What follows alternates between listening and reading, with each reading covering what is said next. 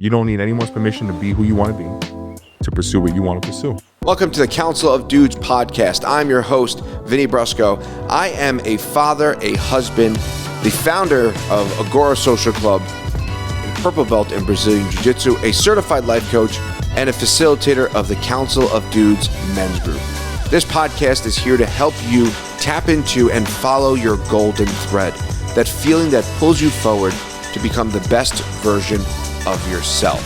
If you're someone who's into personal development and self-help and is looking to live a life of more alignment, then this is the podcast for you. Subscribe to the channel, click the notification button, and follow along on the journey of the show.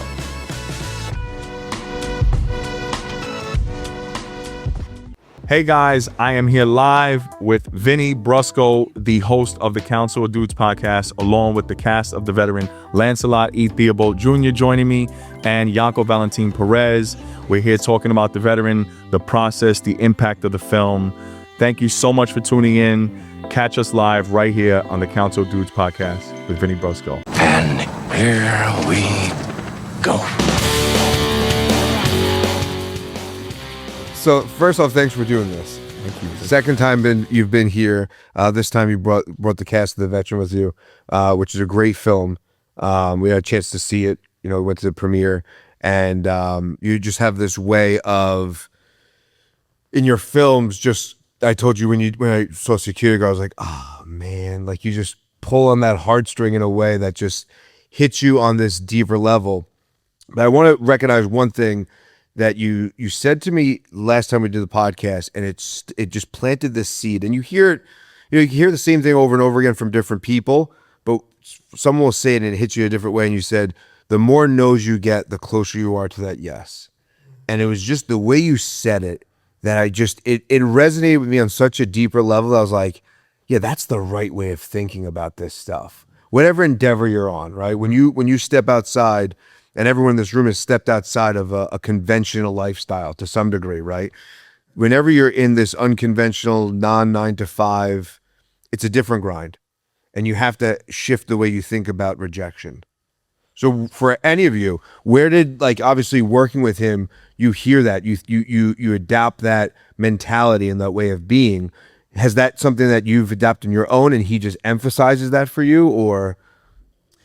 It's interesting. Yeah. For me, it's interesting because I grew up as an athlete. So it's always the strongest survives. So if you're better, you're stronger, you're faster, you get the work. Right. You get the team or you play. Being an artist is very unconventional because a lot of times it has nothing to do with your talent. It has everything to do sometimes with who you know, how you look. And so when you're used to being picked and then you go into the entertainment field and you're not picked and you keep hearing no's, that's devastating. And for me, it retracted me somewhat as a youngster. Yeah. But then seeing people like Will showed me that you got to keep going in every no, because I've heard that every no gets you close to yes. They tell every actor that. Yeah. But that's still very difficult when you are used to being chosen. But when you see somebody like Will who's relentless, who literally shows you the texts where they are saying, stop calling me.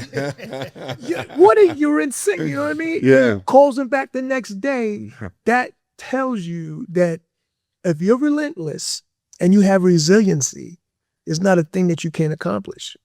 And so I have watched him and I have adapted that kind of mindset for myself. It's not easy. Right.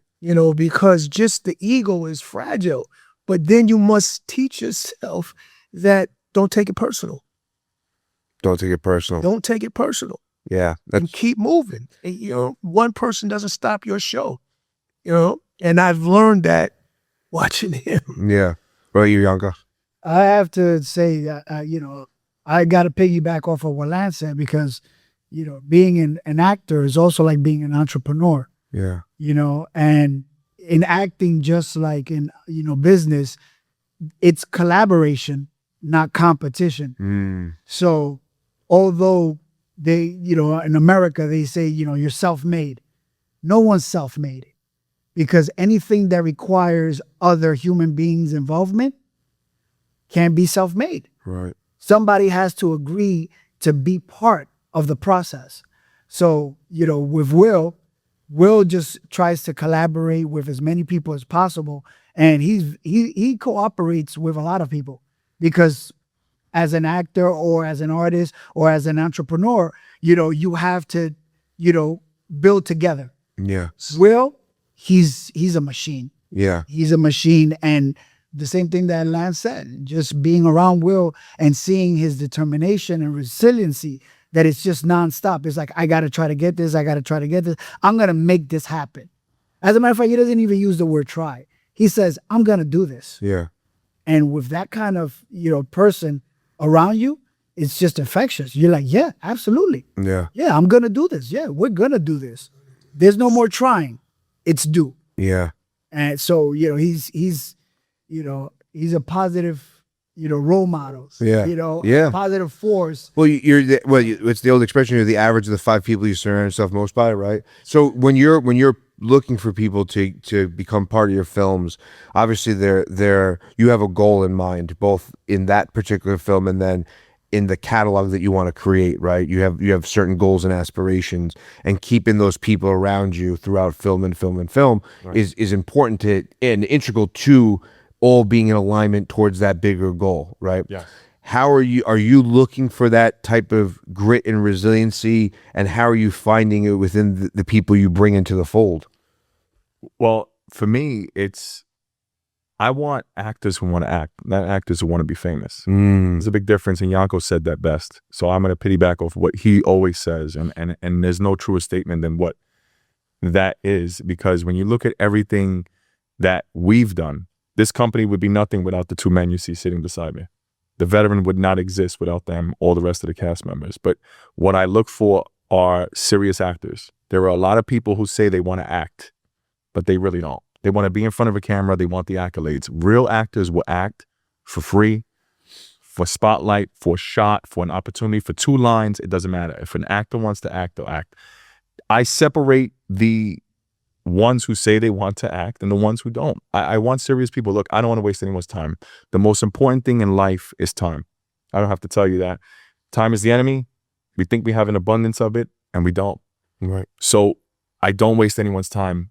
And I want that to be very clear. So when I cast an actor, it has to be, why do you want to act? What do you want to do? Where's the passion? Show me what you've done. Even if you've never acted before, but you want to do it, I'm okay with that.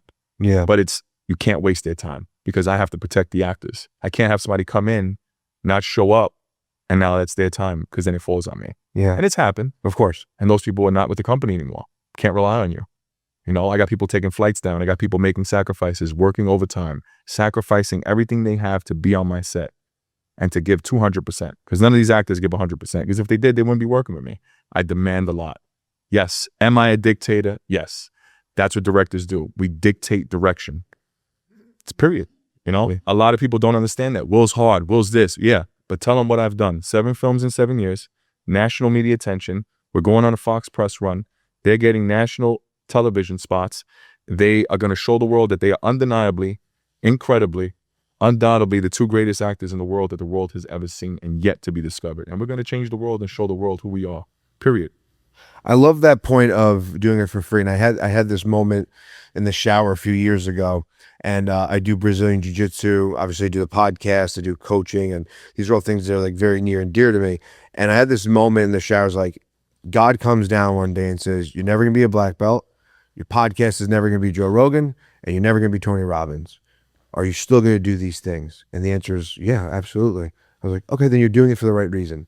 Because so many times we attach the outcome, right, in our minds that it has to be this or it has to be that. But if you're willing to do it for free, then you're in it for the right reason. And it's hard when that's the relationship you have with the thing, because on a cultural level, whether it be due to finances or fame or whatever it is, those are the accolades. That's the validation, not in the work itself and not in the showing up and just enjoying what you're doing. And that's a great recognition in the art form, is saying like, hey, would you do this for free? Right? And you might have to for a long time. And that's the case, but you're in it for the right reasons. I just love that framing of that, because I think it's so palatable, and a lot of people just dismiss it, that it has to be a paycheck or it has to be some type of recognition. No. To expound on that, I think that you might not want to get paid, but I think at least I can speak for myself. If I'm going to do this, I'm doing this to be the greatest that I could possibly be. Not for the accolades, but for the art itself. And one of the reasons why I adore Yanko is because him and I have a similar mindset when it comes to the arts. We continue to study. I've watched him graduate from 2 different acting schools since we've been together, the last 3 films. I'm in acting class tomorrow, and I'm getting ready to do a film next week. I say that because I am determined to be the best that I could possibly be. And that comes from doing the work. So it's not about being famous, but it is about being recognized as someone who has put the time in as an artist. You know what I mean? Yeah, I do. And I think that's, for me, the most important thing. Yeah. Not to just be getting out there and doing it because you love it. Do it because you're trying to be the best at it. And don't worry about what nobody says, because if you're the best at it, you will be recognized by somebody. And if you're not, it don't matter, as long as you know. Right. You know what I mean? Now, does that come from your athletic? Like, where did that come from? Because again, being around that, you hear that, and again, it's such a different polarity in that sense, because there is a sense of needing or wanting validation, right? It's part of our human nature to be seen, to be heard, to get recognized for what we're doing, right? If you went to the gym every day and there was no result, you'd be like, well, I kind of want something out of this, right? So there is that component of it, but then to the artist component of it, doing it for the sake of loving the art is really the motivator. So is that something you kind of took from sports, or was that something that you kind of learned through shifting crafts? It's a combination. It's definitely for sports. Yeah. But in always looking to better myself as an individual, I've learned things. I've learned about getting 1% better. Yeah. And understanding that that is a process. It's not a process that happens overnight. But if you have the thought that if I can get 1% better than I was the day before, then by the end of the year, I'm 38% better than I was the year before that. Right. And that's growth. And if you keep doing that, you're undeniable. They can't deny you but for so long. You know what I mean? Of course. So that, and then because proximity is power. And when you surround yourself around other people who think like you do, such as Will, such as Yanko, then that just gives you the energy to keep going. Because you see, when you watch the film, it was so real, that I used to look at him and just start breaking down in tears. Yeah, that's awesome. You know what I mean? Yeah. And just start breaking. The other podcasts, I started breaking down in tears, just experiencing some of the things that we went through, and then Will and how he wrote the script and directed us in such a way. It was just, it's beautiful, man. It's a dream come true. Not the fame, but to be surrounded by like-minded people who are passionate about what they do. Yeah. That's powerful. Yeah, it really is. In regards to your coming up in acting, and kind of how did you shift gears? Because I know you're a veteran yourself, so how did that land in the sense of taking on that role as an actor?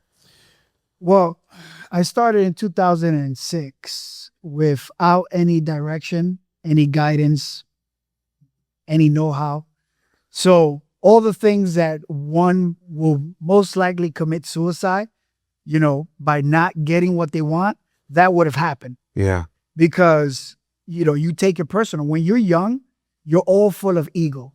It's very rare that someone is young, under the age of, let's say, 25 or 30, that has humility and understanding of the process of life. Sure. When you're young, you do something and you're like, you want it right now. Yeah. I'm doing this, so I want the validation. I want, the end result right now. So that was me all the way until, I don't know, 2016, where it was just like, oh man, nobody wants to pick me. I can't get cast. What is it? What is it? What is it? And then when you're surrounded by people who, one, don't have the right information, or two, they are deliberately trying to sabotage you, and it's like, it's not what you know, is who you know. You're not in the right circles. You're not going to get picked. You don't, the gatekeepers and this and that. So now you have all this negativity, which it makes you want to quit. The only thing for me, it was, I didn't want to quit because I enjoyed doing it, It wasn't around 2010 that I was like, why am I wanting to do film? Why do I want to be on TV? Let me do the thing that nobody wants to do and no one's going to get recognition for. And that's theater. Now I was like, oh, wait a minute. While everybody's trying to be famous, I could go the other direction and do the one thing that nobody wants to do, which is the hard work. Because in theater, you're not getting any accolades. You're not getting no praises. You're going to be in a black box with maybe 5 or 10 people coming to see your show, and that's it. You might not even get a, hey, good job. You might even just walk off stage and it'll just be silence. Yeah, dude. But you got to get up there and do the work. So for me, I was like, you know what? Why am I going to be competing against 1 million actors that want to be famous? Because, the medium of film and television is all external. Right. There's no depth in film and television. Yeah. The depth comes from being on stage, theater. So once I did that, it got better for me. It got easier because I no longer was in competition with people who want to be famous. And we'll do anything to get famous. Exactly. Especially once social media blew up. Sure. Now you got everybody trying to be famous for nothing. Right. For the thing that takes no talent is what everybody wants to be famous for. So for me, I said, let me go the opposite direction. Let me go in the direction that nobody wants to be in, which is doing theater.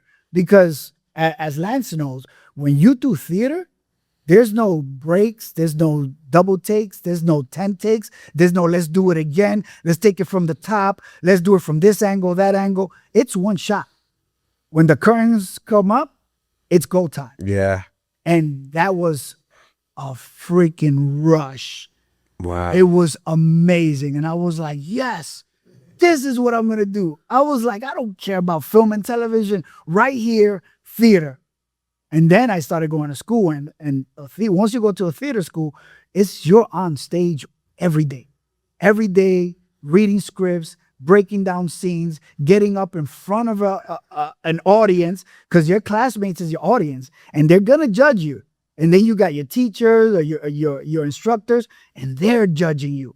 But then they're also going to push you in the direction that's going to make the scene better, that's going to bring you alive. And I was like, okay, now I know what I want to do.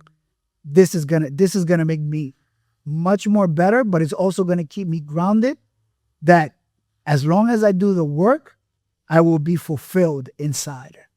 Yeah. And theater, and then a lot of things started opening up. Then I started meeting filmmakers. Of course, yeah, right? Because you're not white knuckling it. I was right? no longer chasing that thing that they tell us when we're young to do. You know? Yeah. What is the definition of success? And in America, it is status and wealth. Sure. But whose definition of success is that? Is it that yours? Right.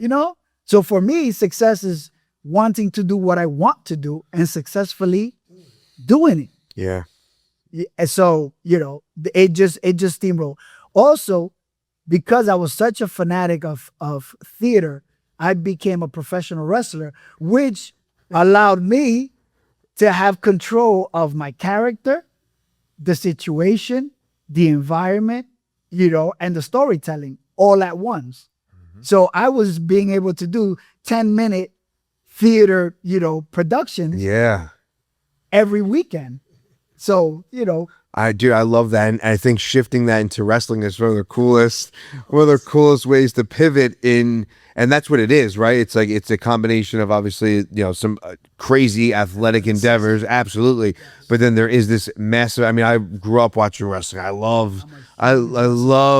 I mean, I grew up obviously with Bruce the Barber Beefcake and Shawn Michaels, but I remember. I mean, I was in high school during the Attitude Era.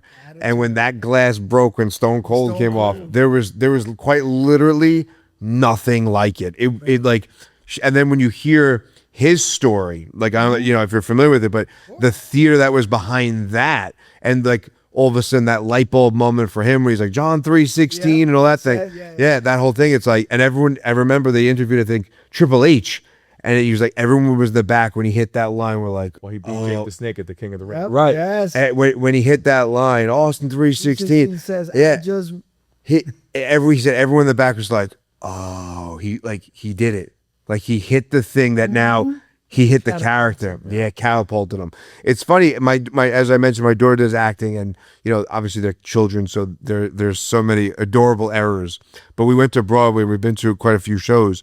And the precision of that, I think about this. I'm like, there is no cut.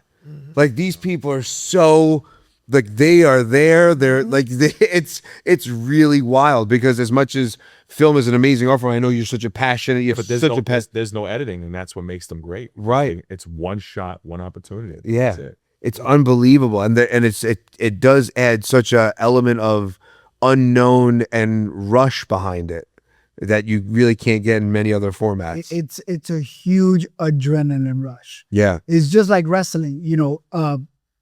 I started wrestling I retired now, but I started in 2010, and I said, how can I stay, active in performing instead of waiting for it to come? Because as an actor, you have to audition. Sure. To get chosen, sure, which is a demoralizing kind of thing because, everybody in this world wants to be accepted. Of course. So you going through the auditioning process is demoralizing because you're like, yo, how come they don't want me? Yeah. Why they don't want me? Yeah. And then if you internalize that, you could go down a very deep rabbit hole that you might never come out. Yeah. So you can't, like Lance said, you can't take it personal. Yeah. So you got to just keep doing. So for me, it was like, how can I continue to work without begging to be chosen? I became a professional wrestler, and I was performing every weekend. His name was Aramis. Aramis. Yeah, you look me up. I'm all over YouTube. Aramis La Paz. Yeah, yo. I love that. So, and I was able to perform every weekend, and it was amazing.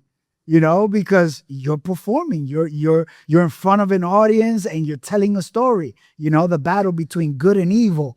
The good guy that always stands for justice and does everything right. You're the good or the evil? I was the good. Yeah. I could tell you were the good guy. Oh, absolutely. Yeah. Because it's much harder to be the good guy. Because in America, everybody likes the bad guy. The bad guy. The protagonist has edginess and being able to break the rules and get away with it. And in wrestling, the bad guy usually always gets away with holding the tight, tripping, poking the eyes, and then it creates that conflict between the fans that like the bad guy and the fans that like the good guy. Yeah. So now everybody is cheering for their side. I love that. You can see how lit up you are explaining this. You can see it. It's so cool. If I was 20 years younger, I would still be wrestling. I love that. Oh my God. Listen, in my mind, I can still wrestle. But my back is telling me. Yeah. Your L5S1 says differently.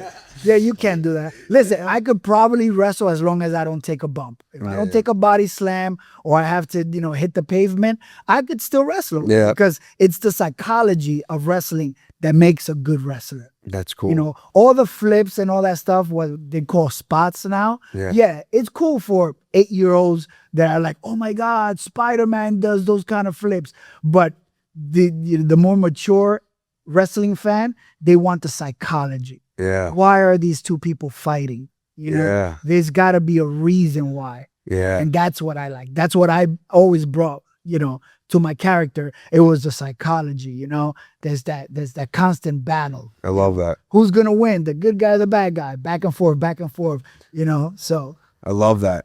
When you're casting people, how are you taking into account? Like, I'm gonna cast the wrestler. Yeah. Actually, you shouldn't. I just, but so when you're picking roles for people, and obviously you have people that you've worked with in the past, and you say, all right, you know, obviously maybe one or two or a few of them come to mind, like, oh, that's a perfect role. What are you looking for in someone to say, oh, that guy's gonna be for this? Is it just experience, or what are you pulling from? There's a lot of factors. Number one is trust. I have to trust the actor can carry that role and lead and be reliable. That's huge. They sign contracts, so that's just a legality way of saying, all right, look, you're going to work with me on this project. But mostly for me, I have to see them and envision them in that role. For Lance, I remember we were filming The Security Guard and the premiere was around the corner. I called him. I said, look, I have this role for you, Max Cade.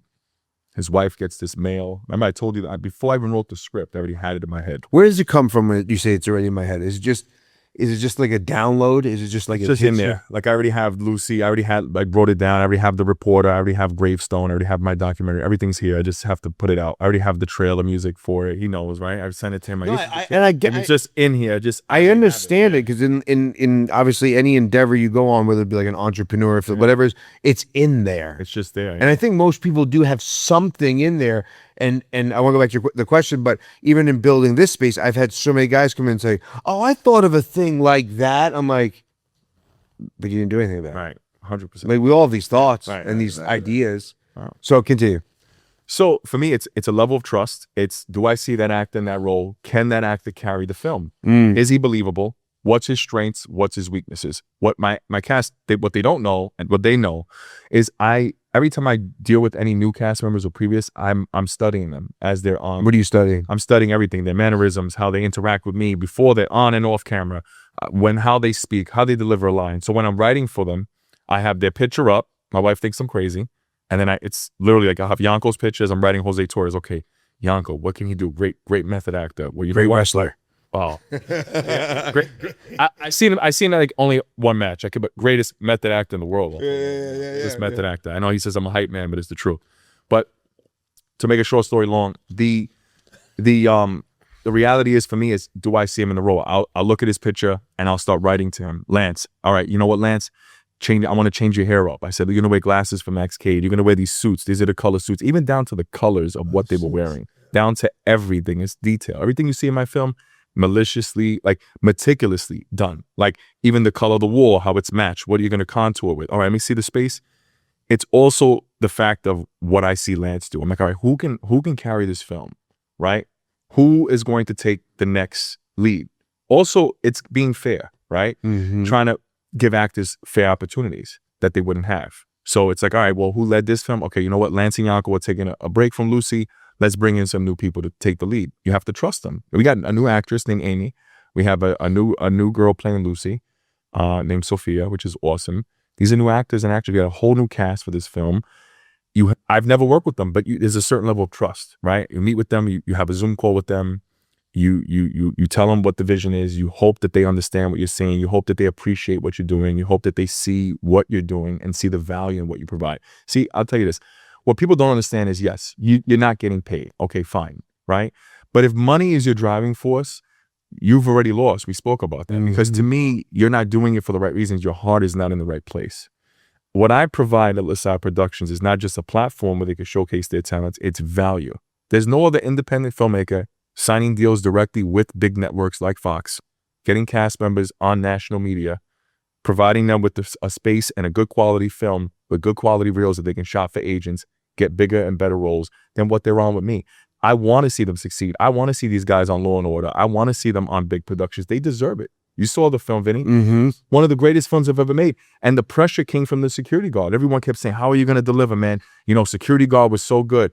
That's the drive for me. It's like, dude, do you not know who I am? I'm never going to make another film if I can't beat the last film. They're two different films, Veteran and Security Guard. Absolutely. But the quality, the cinematography, the acting, it's on another level. Every actor in that film brought it. And the reason why it was good, Vinny, is because I wasn't even acting in it. That's because if I was acting in it, it would have been a train wreck.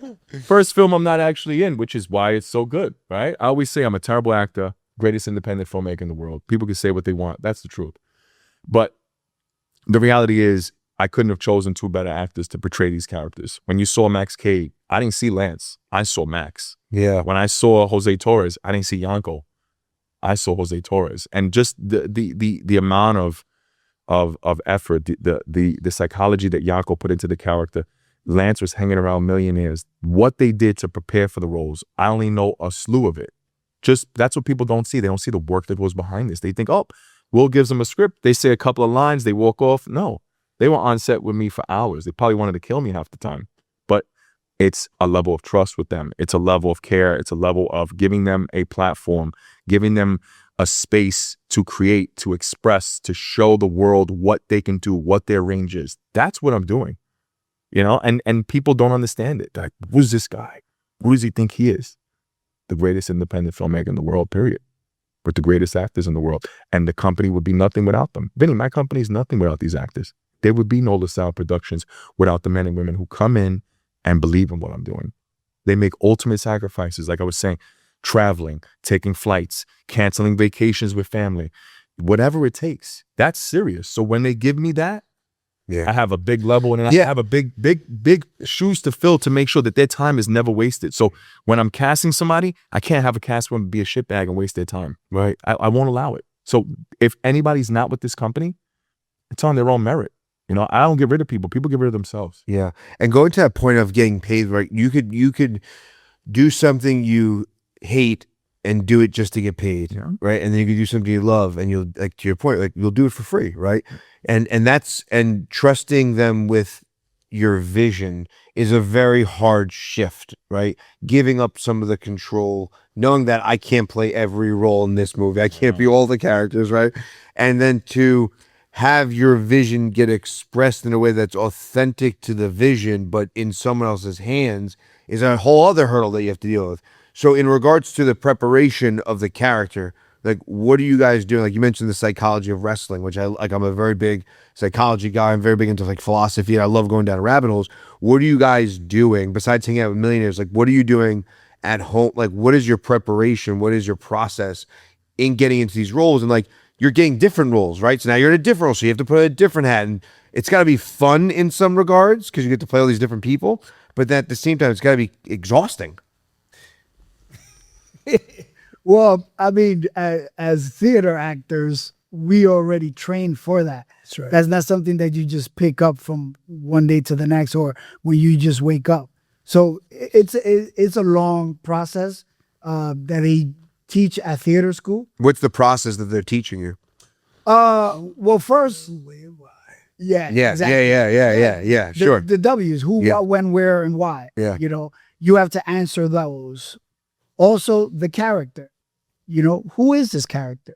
Why this character is doing this? You know, what would he do? What would he wouldn't do?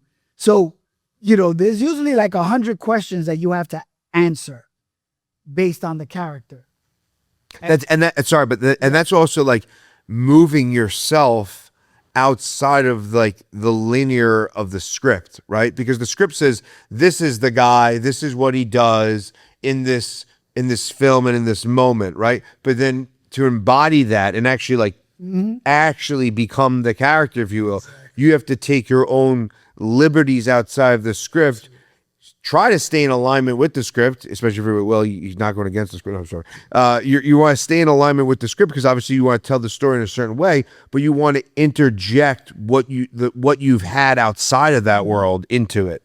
Well, with acting, you know, let me see. You got the script, which tells you what you're going to say, right? And then the environment, where you are.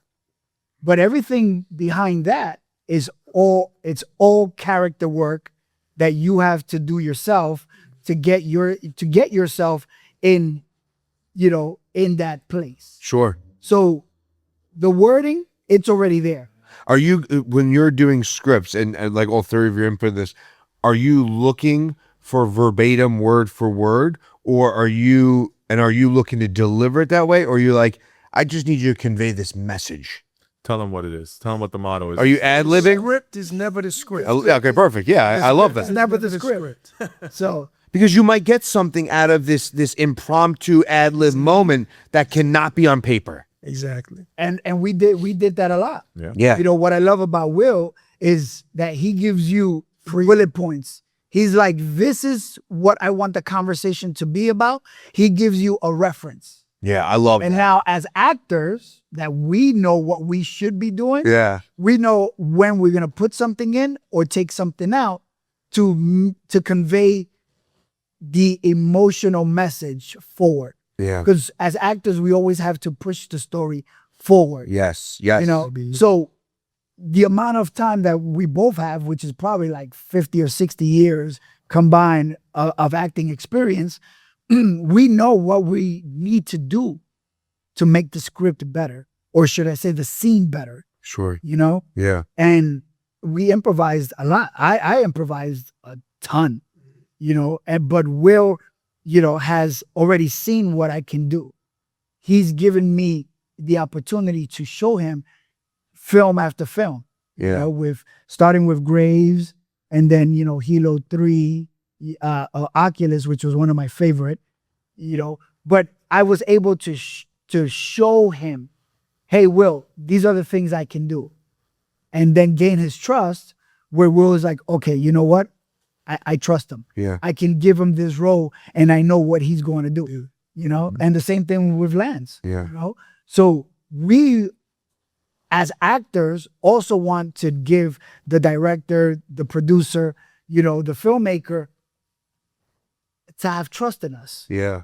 So that's what we've done. Yeah. So Lance, in regards to like your like method acting and preparation for characters, what are you doing outside of the who, what, where, when, why, and how? What else are you doing? Like, what research are you doing? What are you doing to dive deeper? Well, first of all, thank you for that intelligent question. I love that question. And the reason why I love it is because of the work that we do. When I found out that I got this incredible role, the first thing I did was to start doing research on what it's like to be a billionaire. Not a millionaire, a billionaire, because I know several millionaires. Find out how they live. Find out what it's like to actually fly in a jet. I rode around in the actual Rolls Royce. I rode around in the Maseratis just to feel what it's like. And the one thing I noticed was that it's no big deal.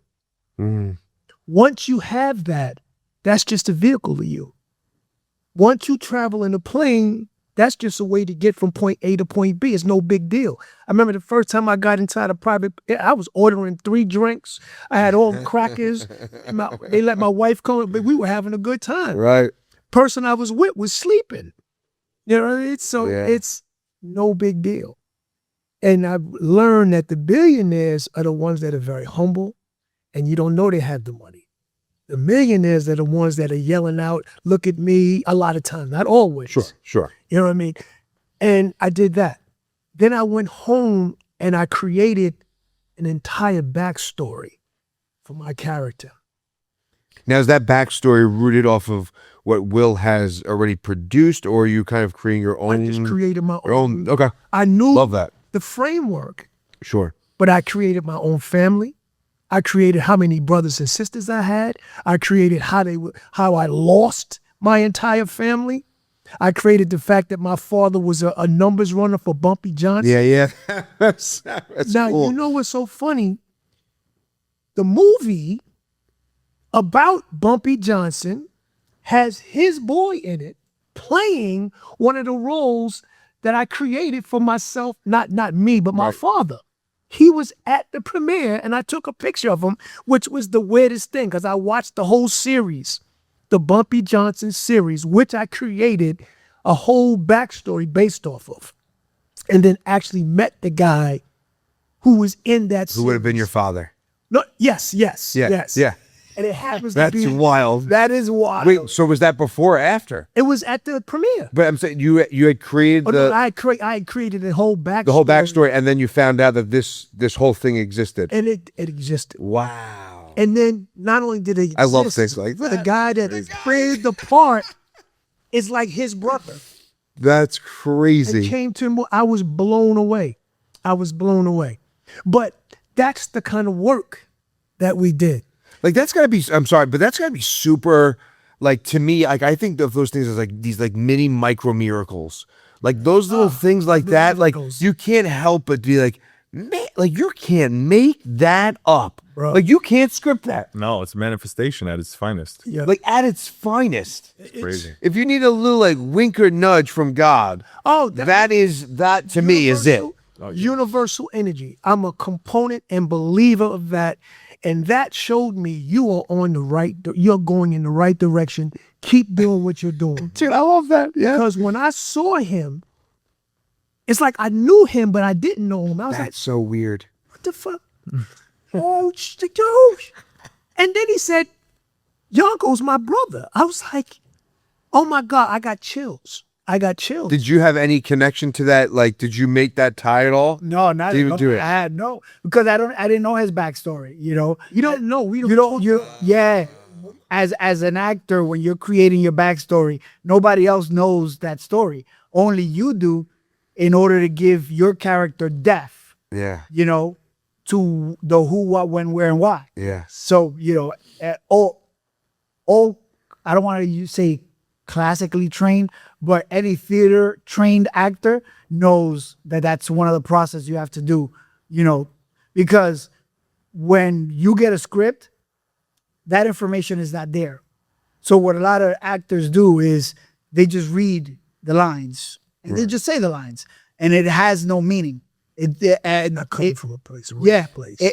Every sentence, every word, every saying means something. No wonder my acting sucks. Well, like, I am. Yeah. But it's because Phoebe. it's because what we see on TV, Sure. it looks that way. Sure. You know, it's just, oh, it's a pretty face saying these lines. Sure. And that's what everybody does. Yeah. And now that starts to breed a bunch of actors that just want to be on TV, want to be in movies, and just want to make a lot of money for just saying these lines that are empty. Right.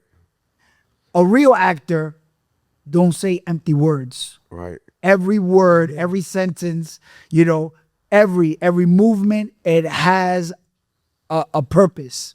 It is not just, I'm just saying this just to say this because they told me to say it. Right. No, it has to mean something. Yeah. So as, you know, what we call classically trained actors, you know, the who, what, when, where, why, and the backstories and everything else that goes into creating a character is the work that is done way before you even start learning your lines. And I'll tell you this, the easier it looks, the harder it is. Sure. That's why everybody think they can act. Exactly. Because you're watching the Denzels and the rest of these actors out here. Philip Seymour Hoffman. Yeah. Oh, They have like Sam Rockwell. yes. They have like Judy Dench. so, easy. Daniel Day-Lewis. Daniel Day-Lewis. That's That is his boy. Yeah. No. Daniel Day-Lewis, forget it. I send him memes all day about it. I love. Yeah. The movie Blood is one of the best movies. My boy. That's right. Yeah. They Make movie. that look easy. So then you think it's easy, but the easier they make it look, the harder it Well, is. it's like The it's more the same work with they podcasting. put Like in. not to you know make it everybody has a podcast right nowadays. Fun, but so many people think it's like, oh, I just turn on a microphone, right? And I was telling you before, I've been doing broadcasting and podcasting since college, and then podcasting in some form for almost 20 years at this point, right? So like it's a non-negotiable for me, right? It's my version of acting. Like I love it. It's not going where I'll do it for free. I'll do it I'll do whatever, right? But people think like, oh, okay, I can do a podcast. I just turn on the microphone and just I do a podcast. And there is something to it that it's just not like that. it's just not, right? Because it is looked upon it. You see the Joe Rogans or whomever it is, like, oh, they're just having a conversation. But when you see bad acting or you see bad podcasts, they're like, there is a bar, maybe a low bar or an easier bar to clear for some people, but there is a bar that you need to get over. And the thing is, I'm sorry to cut you off. No. That, you know, now with the internet, social media, it's a double-edged sword, because I love it that anyone who has an idea and has a passion to want to create something, now they can do it. And it could be done for free. But now, how good are you at doing it is the difference. And are you going to do it for a long enough timeline to get better at it. to get better? To get better. That's right. So, If I could add, because I want this to be said, independent filmmaking at the level that we're doing it is not easy. And I'm going to tell you why.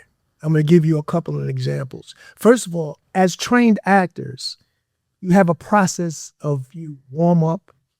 You have a certain amount of opportunity and time to get your instrument ready, right? Yeah, I love it.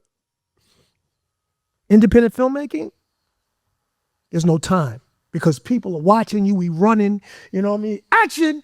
And so you have to get into character. Yeah, just you doing that right now gave me like the You have yips. to get into character within seconds.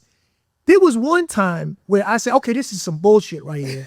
Okay, I can't do this as an actor. Where's my manager? Oh, yeah, I don't have one. Shit. Will, I can't change. Where's in a my dressing car. room? Where's my dressing room? I do.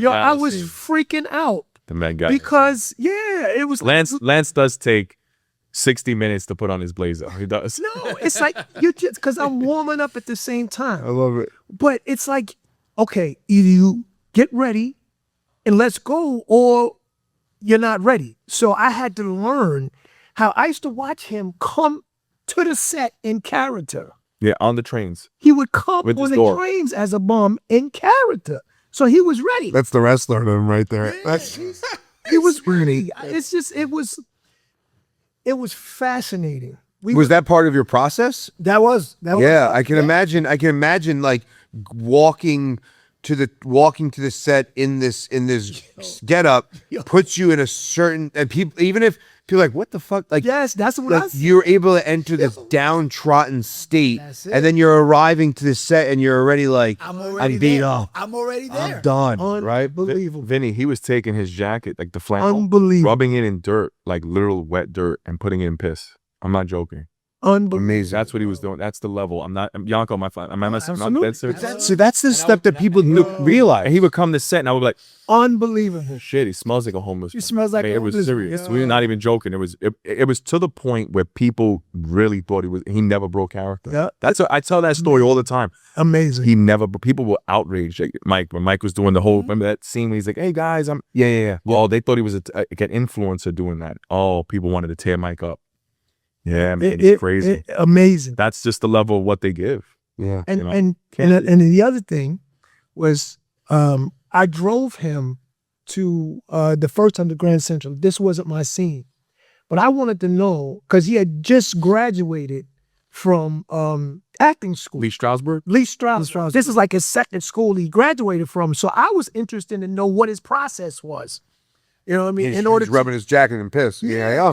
And then Hell of a process. he didn't tell me that one. He said, Yeah. for every who, what, when, and where, and why, there's a who, what, where, when, and why. And I was like, holy shit. So the thing behind the you thing. doing that kind of work? Yeah. Yep. Who, what, when, where, and why is enough. He's with every who, what, when, where, and why. There's a who, what, when, where, and why. I had never heard that before. So break that down. Break that down. So is that's the people behind the person, right? Like that's like, are you saying in that sense, or That's everything that is conscious and subconscious about the person, and intentions. You know, because we have intentions that are conscious and unconscious or subconscious. Sure. So at the Lee Strasberg Institute, you know, when they give you a scene, they say, okay, what's the who, what, when, where, and why of the scene, right?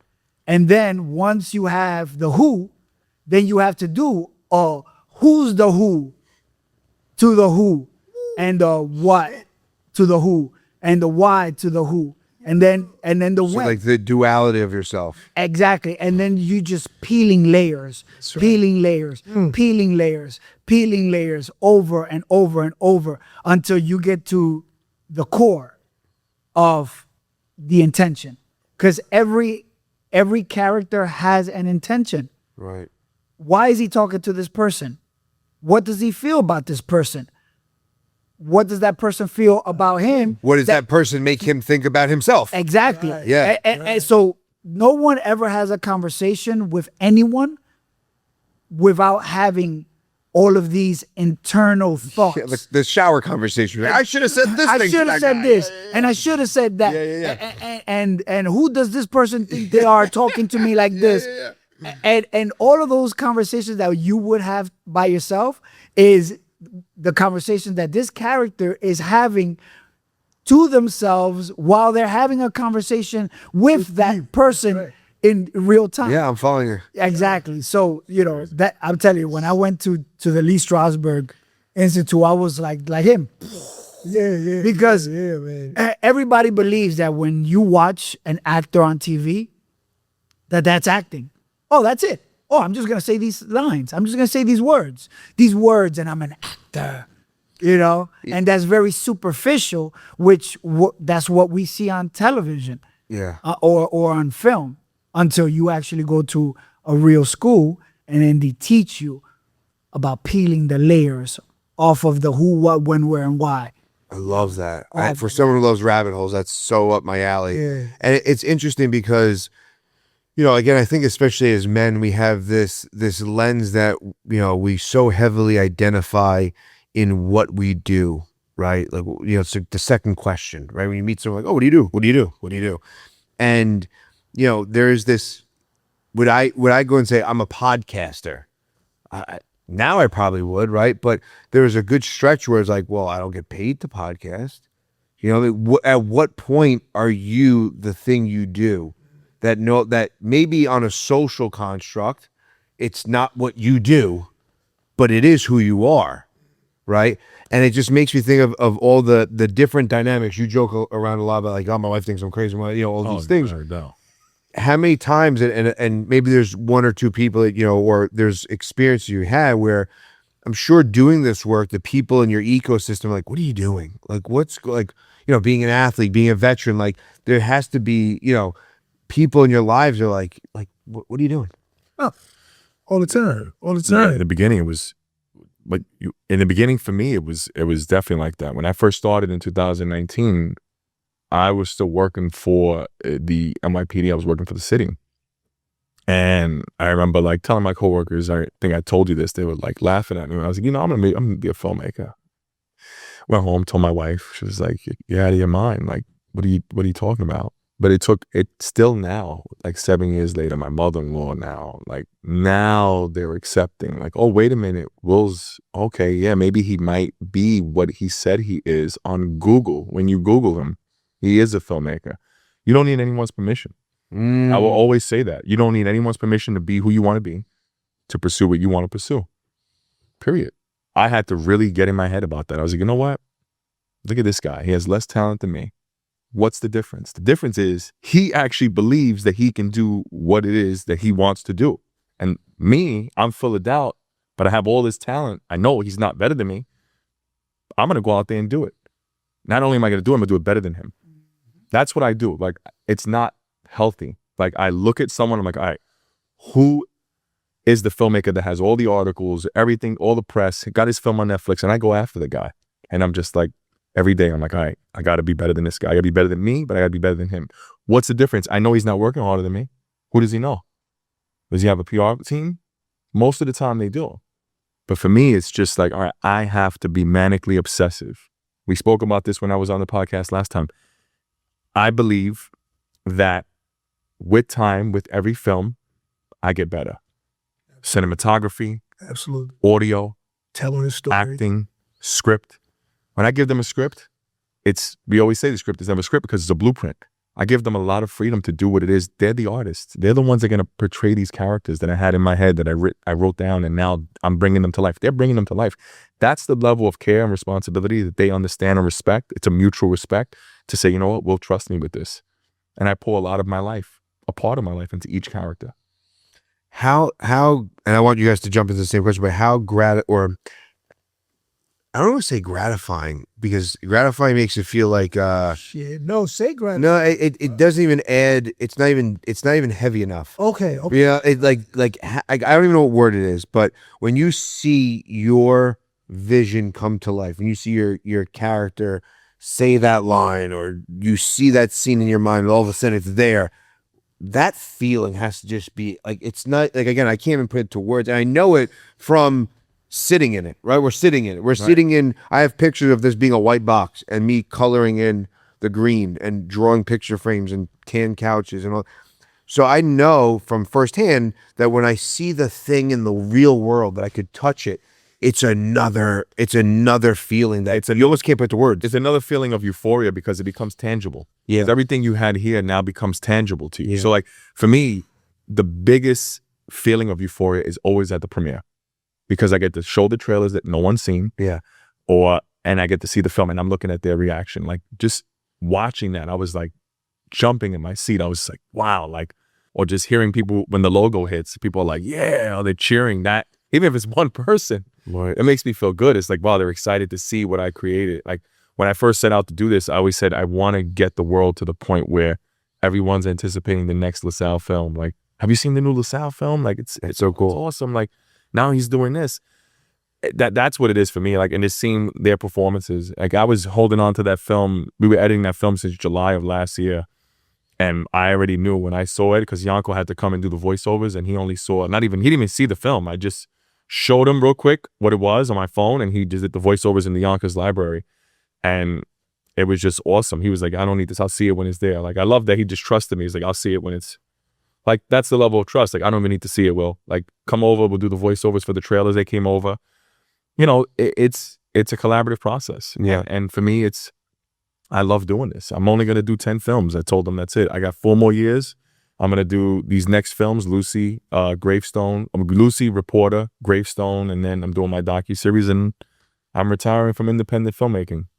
Independent, that's right. So Independent filmmaking. It's done for me. At that point, I've done 10 films in 10 years, and they know who I am. The world knows who I am. They know what I've done. They know the value. Hopefully, I've made them better, right? Because the definition to me of greatness isn't a person, a place. It's leaving people better than how you found them. That's, to me, that's greatness. Period. Yeah. So going back to the question I was asking in regards to the people that are in your immediate circle, when you're taking on these roles and you're giving this time, effort, energy to something that isn't paying you, what's the point? What do you? Right. Yes, you have your passion, you love it, okay, all good. What is your, because again, it's don't take it personal, right? To me, those are those people's projections of their own story and reverse engineering and all that stuff. But how do you navigate that? How do you continue to show up and say, like, no, this is something I love to do, and I'm gonna keep on doing it? For me, it's as long as I'm getting better every single day. Like, from the time we've filmed, I've been in class every week since then. So whatever I did for this film, I'm better now than I was before. And as long as I know that, then I don't worry about nobody else. And you have to understand, or you don't have to understand, but I understand now that I can't expect adulation or people who I love to understand my passion. And then I have to understand that they don't understand, so that I don't get pissed off because they're not saying great job. Everybody saw my film, and it wasn't like, oh, you did great. But I watched it, I was like, oh shit, this is the bomb. You know what I mean? So I don't need anybody else to say, I see the work, I see what we did, and I know that it was good. And that's all that matters, because I can't spend time worrying about the closest people in me giving me what I need to continue to go on. Because if I waited for that, I would give up. Yeah. We get it. you know, and I'd never get it. And for me, this is a lifelong passion. This is something I'll be doing for the rest of my life. And every single day I get up 3:30, 4 o'clock in the morning to be better than I was the day before. And I work on my mindset. When I open up my eyes, the first thing I do before I put my feet on the floor is you are enough, you are powerful, and greatness is my destiny. That's the first thoughts I start with. And then I go about my day from that point. So I don't worry about what other people feel of me because everybody knows I'm doing it. It's not I don't know if everybody knows, but there's not people calling me up and saying, you're great, keep going, go Lance. None of that. None of that. It's okay. Give me your number. I'll call you every day and tell you. I don't need it. It's not, I don't think you need it. I don't think you need it. I think, yes, I agree with you. I agree with you. And at the same time, there's something that, and again, it kind of goes back to like cosmic alignment of things. When someone does call, like I have a buddy who sent me this message on Instagram about like, it's one of those things like, oh, before you scroll past this, just send this to a friend. I see the struggle, all the wonderful, and I needed it at that moment. Like, and I text him like, dude, you don't know how badly I needed that message. And he's like, yeah, I just thought of you. It came up. But like, so as much as we don't need it, it's, for me, in my experience, sometimes when we get it, it's appreciated. It's so much more. And yes. The need or the actual receiving of it in the right moment and timing makes all the not getting it valid. Because when you do get it, it's like, oh man, you hit me today. You hit me today, bro. Like, I was like, and then I was telling my therapist, and I'm telling her I'm playing it, and I go, oh, man. I was like, and I start crying, and she's like, what? I was like, I don't see myself that way. It's crazy. He sees me that way, but I don't see myself that way, and I need to start seeing myself that way, right? Yes. So it's super powerful, and it's as simple as a message is. It can carry such weight and really propel you over whatever you're coming up against. And I'm a firm. So give me your number. I'll hit you up every morning, bro. I tell you, I don't need that. I tell you why. Because every morning, as I said before, I work on my mindset. That is important to me. Yeah. The greatest gift you can give yourself is mastery of your mind. Amen. Yes. I learned that first and foremost from Will. He started me on that path about 3 years ago because he used to send me, this is way before we did the movie. This is like a year or two before that. At 3:30 in the morning, like inspirational quotes from Kobe Bryant and stuff like that. And what the hell is, and then one day I said, Will, what time do you get up? 30 in the morning. He's like, I haven't gone to sleep yet. 3:30. Just sent my last email. And that was the other thing. I send 1,000 emails out a day. He's sending 1,500 now. And then he showed me his vision board. And the one thing I've never been ashamed of is to take on somebody else. If they're doing something and they're successful, sure, then tell me what I'm doing wrong. And that's what I do. You're not sending enough emails. No. You're not getting enough no's. We got a lot to go. We could say, but in the same context of saying like, show me my blind spots. Yeah. Show me where I'm not showing up for myself. It was, and he just said that, and he didn't have to say anything else. I saw the results from somebody who was taking control of his life. Yes. Then I started studying it. I started studying Stoicism. And that's when I started understanding the power of mastery of the mind. And once I got that, mastery of the mind is also about mastering your craft of acting. It's all coincides with each other because it's all about the mental. Yes. Once I understood that, every day I work on it. So therefore, I don't need the adulation because I give it to myself every single morning. Oh, I'll give it to you. Right. At 3:34. I just sent them a small thing. I sent him the link and I said, here's this clip. And I actually put it on my story. I said, Lance, look at this clip. It was like 40 seconds. And he said, I'm on it right away. I'm on it. Yeah. He always looks at everything. It's not like I sent him a text. he actually, if I send him a link, he's clicking it and will tell me about it. That's how I know. He's probably the only one. Yanko does too, but Yanko gets annoyed if I send him too many messages.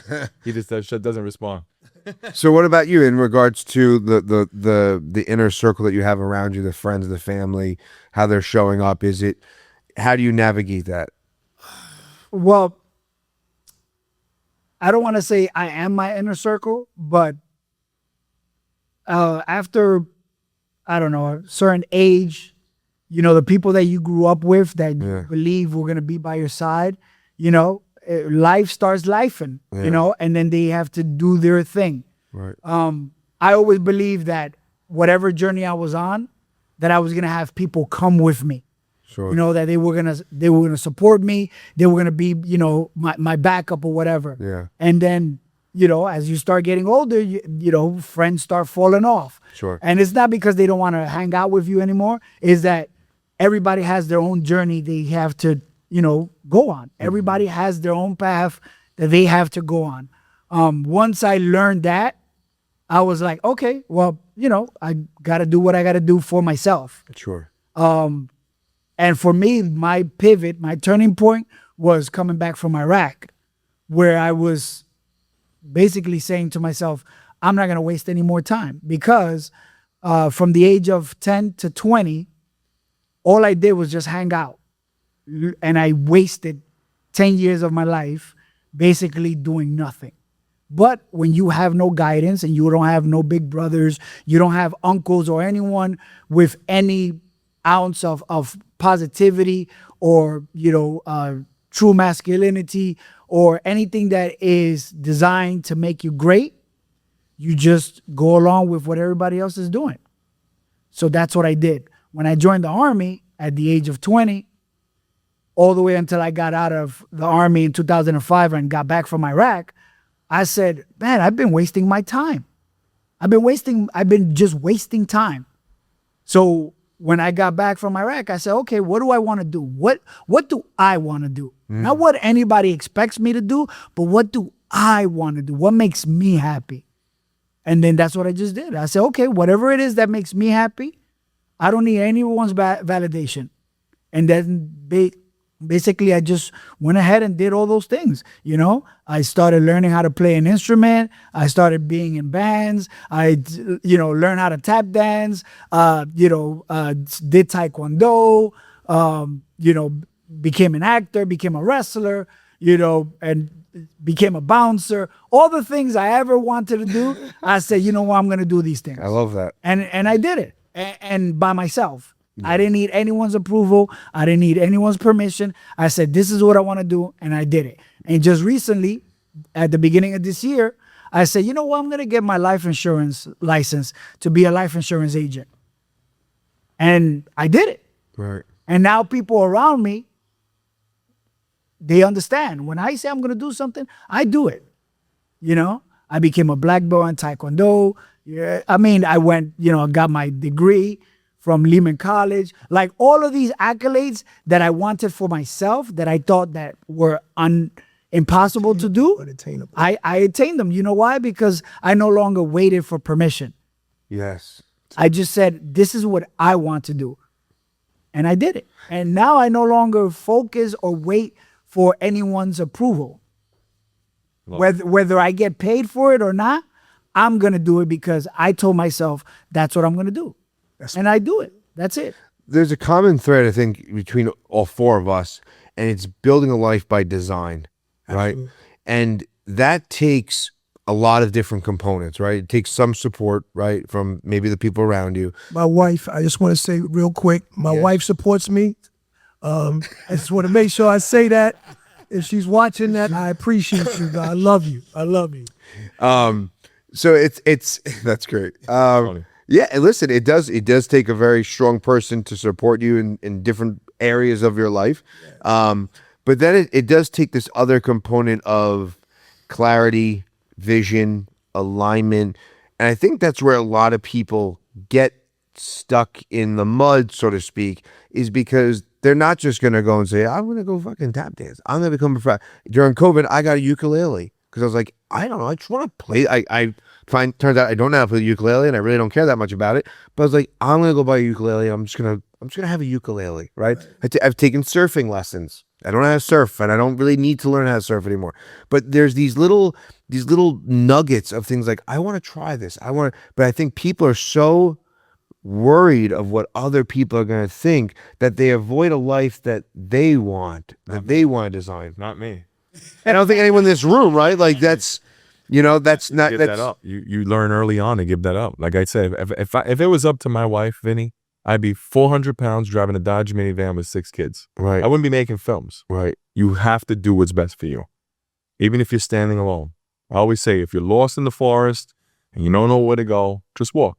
Right. One foot in front of the other. That's it. That's what people don't understand.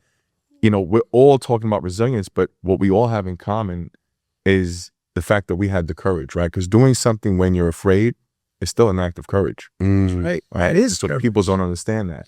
And so for me, it's bravery, it's courage. All of us here are here because you have us here. You know, we're having a great conversation. But what we all have in common is that no means numerous opportunities, and persistence breaks resistance. That's why you built this.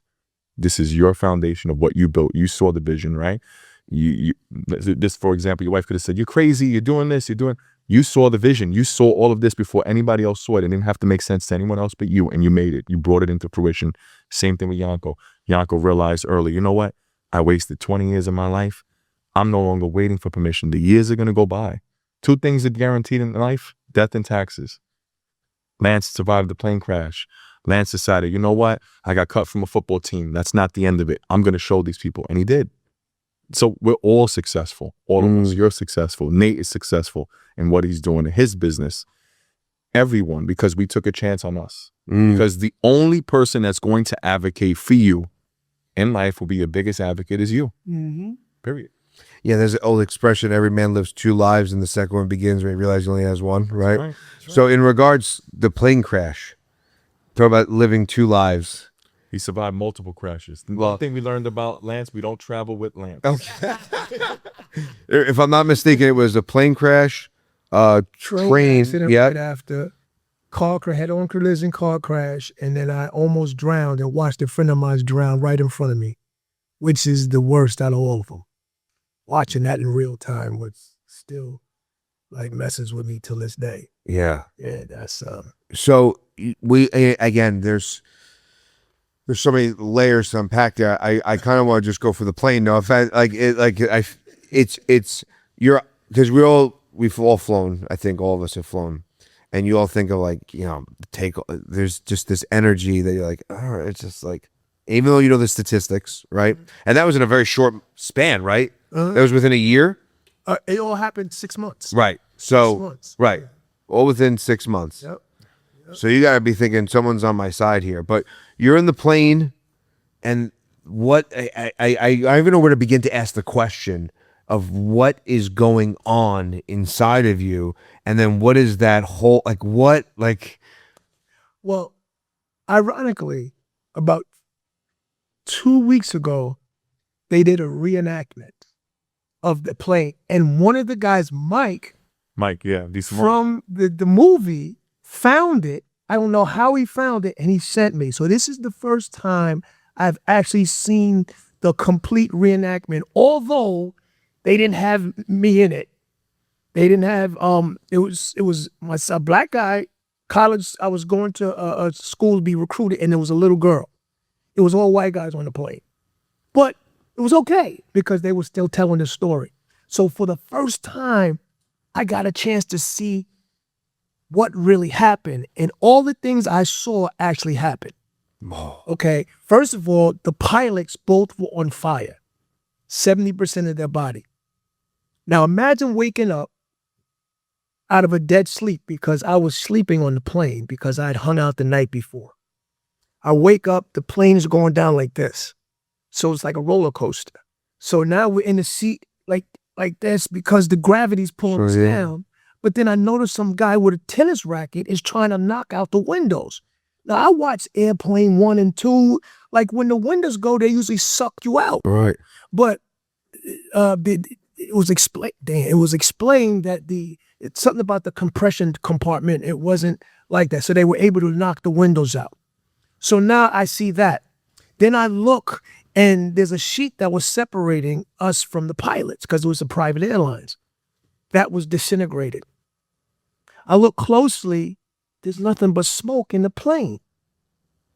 And then I look even closer, there's fire coming out from the bottom of the plane, and now the two pilots are on fire. Not only that, I look closer, the window in the cockpit is open, and one of the pilots is given direction from his head looking out the window. Why? Because the de-icing fluid they turned on because the whole windshield was iced up, so they couldn't see out the window. So you're flying like this. You can't see out the window. They're on fire. They're looking out the window while he's on fire, giving directions to the other pilot to land on a frozen Situate reservoir. We landed without breaking the ice. Miraculous. And everybody in that film said there's no way we should be here today because of the heroism of these two pilots. Unbelievable. And then when you see the plane, it looks like a toy erector set. There's nothing to it. It's completely burnt. It's in pieces. The wing was over here. The cockpit was here. The back of the plane was way down there. It was just like nothing. So when you look at it, it's like, how did we survive? Because of those two pilots. So after that, I started thinking maybe I'm here for a reason. And then I got into a train accident 2 months after that. 2 months after that, I got into a car accident. 2 months after that, I drowned. I said, okay, I'm on this earth for something. We are never traveling with land. Never. My chest is so tight right now. Be us there, bro. Meet us there. Yeah, bro. Wow, that's crazy. That's crazy. In Spanish, we would say he needs a limpieza. Yeah. Just the wow. But it made me feel that I was a gift from God. In fact, feel I knew it and still know it till this day. And one of the things that God came to me about 3 weeks later, and he said, you've been chosen, son, to be a beacon of positive light and energy to people around the world. That I knew at 17. So my life has been about being a beacon of positive light. And being an artist is that platform I think I need in order to do that. I also have a podcast, but it's actually a television show called The Power of Reinvention. And I've had it over a year. This is why I'm so fascinated with you. Congratulations, because I know how hard it is. But I talk about reinvention, going from stuck to unstoppable. I talk about mindset reset. I talk about believing in yourself because I am supposed to be that beacon of positive light. This is my vehicle. Acting is my vehicle.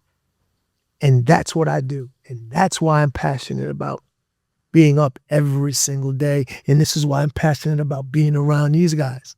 Because proximity is power. Create your own. That's right. Yeah. Create your own environment. Yeah. Surround yourself around people that are doing and being what you want. And that energy changes you.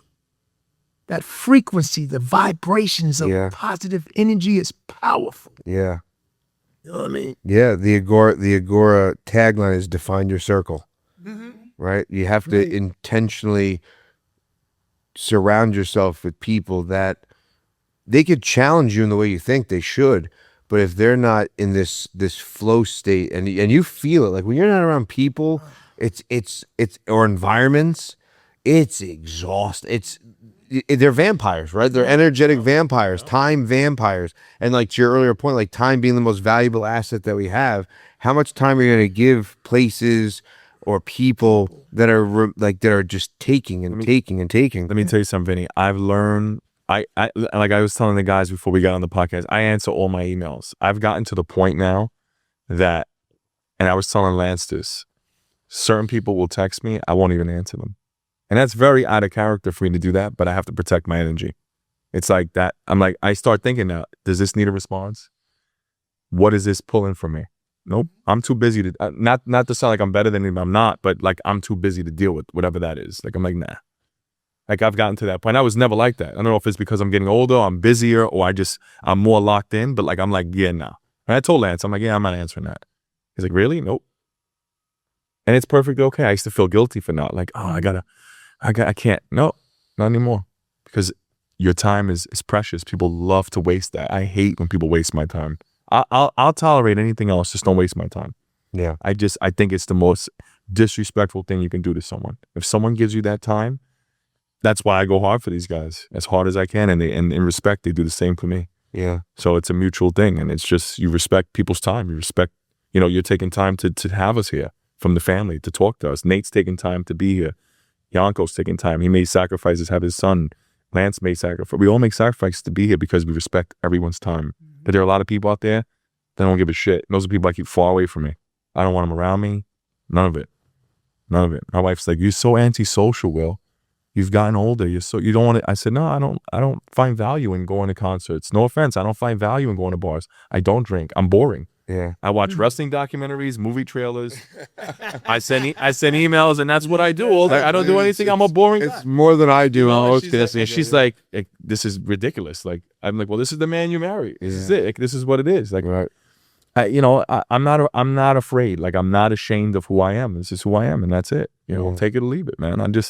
The right people will gravitate towards that and respect that. But that's honest. Yeah. Like, what does Will do on his date? Well, he's watching a trailer, or he's watching his film, or that's the truth. It's just honest. I'm thinking about the next film, the next trailer. I'm trying to revolutionize independent filmmaking.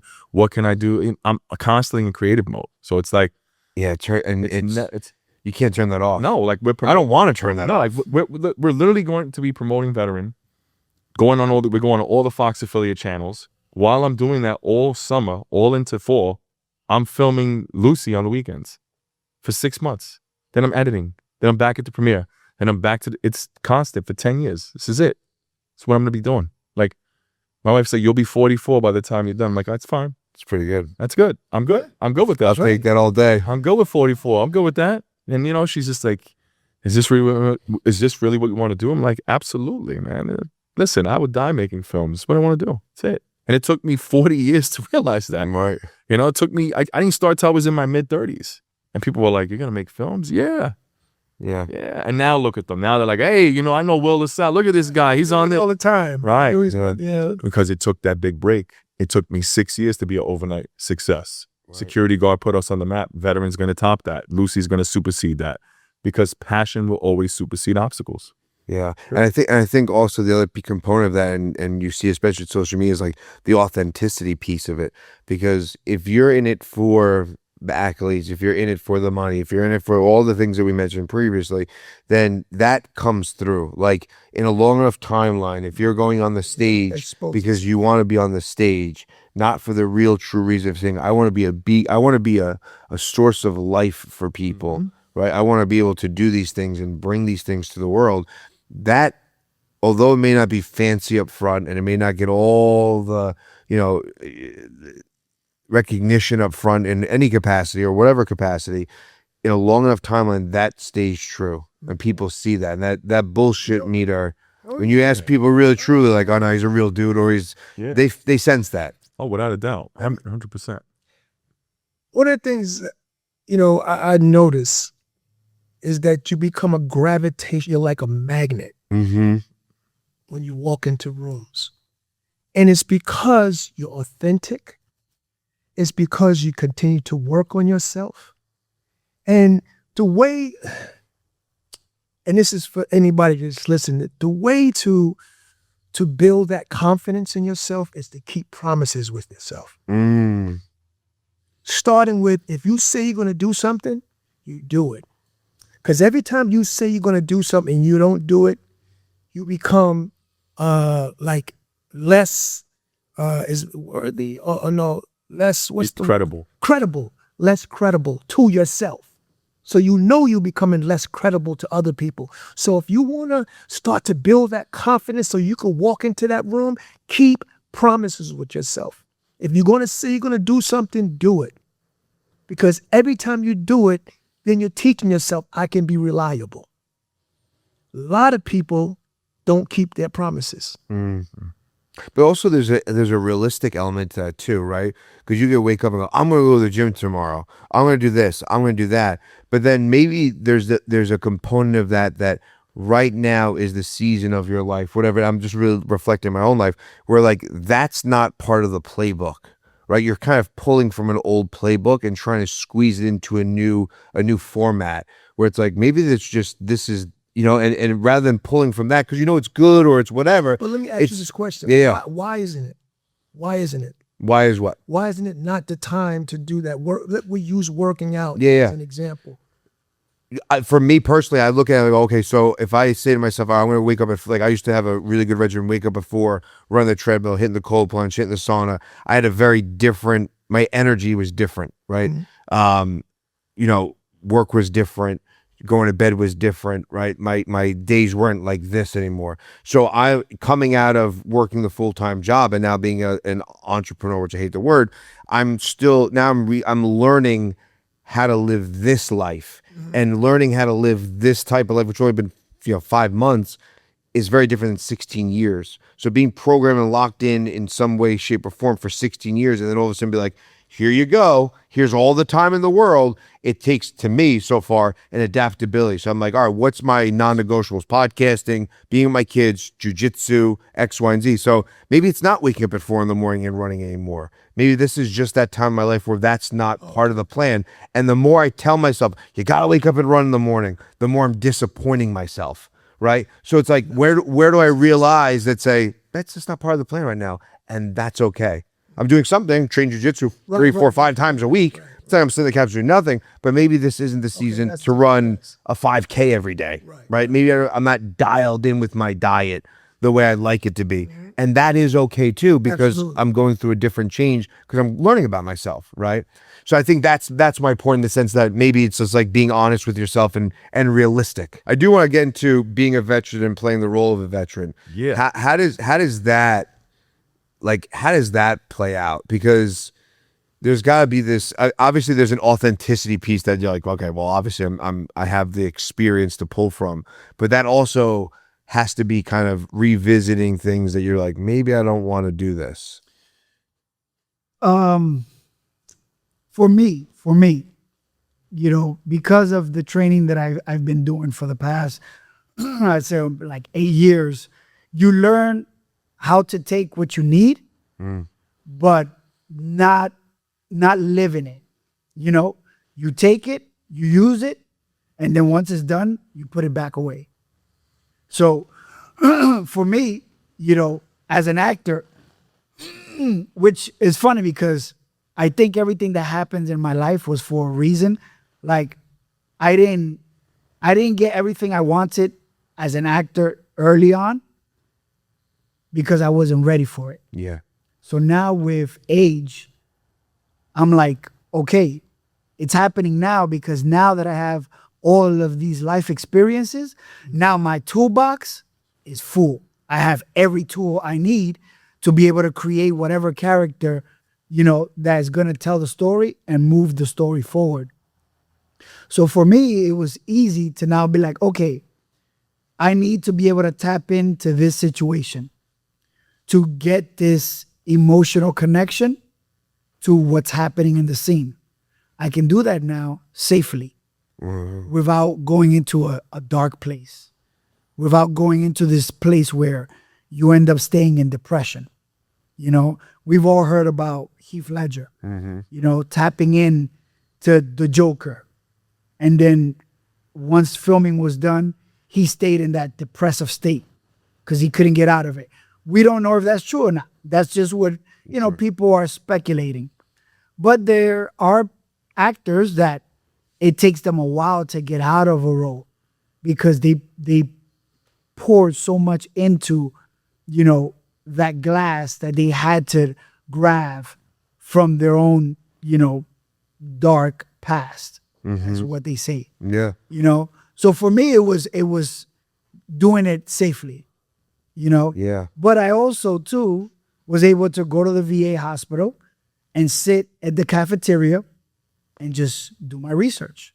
Right. Listen to everyone's stories, see how certain things affected them. You know, what I like about the VA hospital is that they have these rooms, you know, where people can go and just vent and be able to connect with another veteran that is going through the same thing. So taking all of that and using all of that as my resource was, you know, what helped me to be able to tap into what I needed to be able to, you know, move the story forward emotionally. Yeah. And as the son of a veteran, thank you for your service. I'm a huge, I mean, my dad was a retired cop and a veteran, and we do a first responders group here. We have a local detective. He runs that group, and giving back to that community to me is massive. And there's definitely not enough resources for that community in any way, shape, or form. And for you to be able to bring someone who has the experience, I mean, you could have had anybody. You could switch roles, right? Like in all things considered, to honor what he's served and then give him an opportunity to portray that in a film is kudos to you as well. You know. Oh, thank you. Well, I'll be honest with you. I could never see Yanko ever as his name. I'm always going to see him as Jose Torres. No, I didn't mean that because he's played so many different characters prior to that, but now like it's fully ingrained that when I see him, it's like, hey, that's Jose Torres, man. Yeah. Like even though it's Yanko, it's like to me, it's like that's Jose Torres. I say it on the low, I'm like that's Jose Torres. It's awesome. I love that. You know, I think what they both brought was awesome, and yeah, I couldn't have had a better actor do what he did. You saw the job he did. I don't have to sell it to you. I mean, the world's gonna see it and know what I've been saying for years. Yeah. The two greatest actors in the world are sitting right beside me. That's it. And it's so cool because you guys are so like opposite. I feel you guys are very similar in a lot of ways, but you're also very, very opposite. Yanko tolerates me. You know? Oh no! You think I don't tolerate you at all? I love Will. Yeah. I love Will because his passion and dedication to what he wants to do is 110%. Also, what a lot of people don't know is that it's good intentions. Yeah. And that's what I love about Will. That it might be, you know, somebody might see it as he's being a dick or this or that, but it's done with good intention. And that's what I love about it. And that's the authenticity piece. That's what I love about That's it. the difference Yeah. in a business where there's a lot of people are not authentic Yeah. and not having your best interest. They don't have the exactly. They don't have your best interest in mind. They're about you. I can't tell you how many times I've done the independent films where they would tell you you're getting a reel and then you never see it. Never. You never see it, and that's acceptable. You know, they promise and tell you you're going to do it, and then it's not done, and it's acceptable. You know, and then you go with a guy like this who promises one thing and then delivers every time more than what he promises. Exactly. Oh, I'm down with him. That's right. Yeah. I'm down with him. And for those that don't get it, and they're I wouldn't say selfish, but they see only what's right in front of them. Mm-hmm.